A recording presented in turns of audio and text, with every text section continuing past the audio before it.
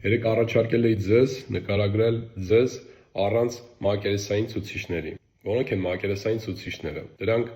ազգային ու կրոնական պատկանելություններն են, ձեր մասնագիտությունը, ձեր ընտրած հոբիները, ձեր անունը իհարկե, այդ մարդ լինելը, աստվածային մասնիկ լինելը, ինչ-որ մեկի աղջիկ կամ տղա լինելը, ինչ-որ մեկի կին կամ ամուսին լինելը, ինչ-որ մեկի ծնող լինելը։ Այդ ամեն ինչը ձեր պատմության մասնիկներ են։ Մենք բոլորս ապրում ենք կյանքերի պատմություններ, ու այդ կյանքի պատմությունները ունեն ինչ-որ հատվածներ, ու այդ մակերեսային ցուցիչները հենց դրանք են։ Հենց դրանցով է, որ այս մեր կյանքի պատմությունը հենց ամբողջական ինչ-որ մի բան է դառնում։ Բայց դա չի բնութագրում մեր իրական ինքնությունը։ Որպեսզի կարողանանք հասկանանք, թե մենք իրականում ով ենք, պետք է կարողանանք այդ մակերեսային ցուցիչները դնենք մի կողմ եւ նայելով մեր իրական ներսը կարողանանք դիմացինին նկարագրել մեզ։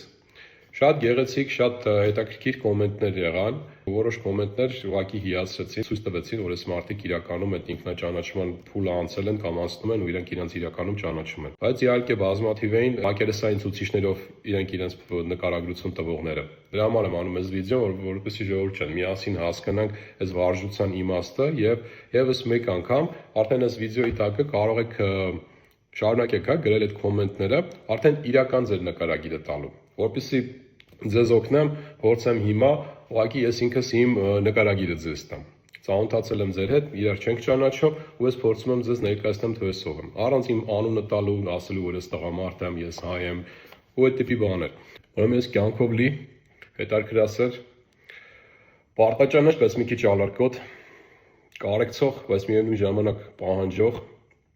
դրսից խիզախ, բայց ներսից բազմաթիվ վախերով, նպատակասլաց հաղթողի հոգեբանությամբ էություն եմ։ Այս իմ օրինակի վրա փորձեք ժողովուրդ ջան, դուք էլ խորանաք ձեր ներսը ու ձեր իրական նկարագիրը տվեք։ Այդ ամեն ինչի իմաստը ուղղակի ոնց որ ինքներդ ձեզ ավելի լավ ճանաչելն է ու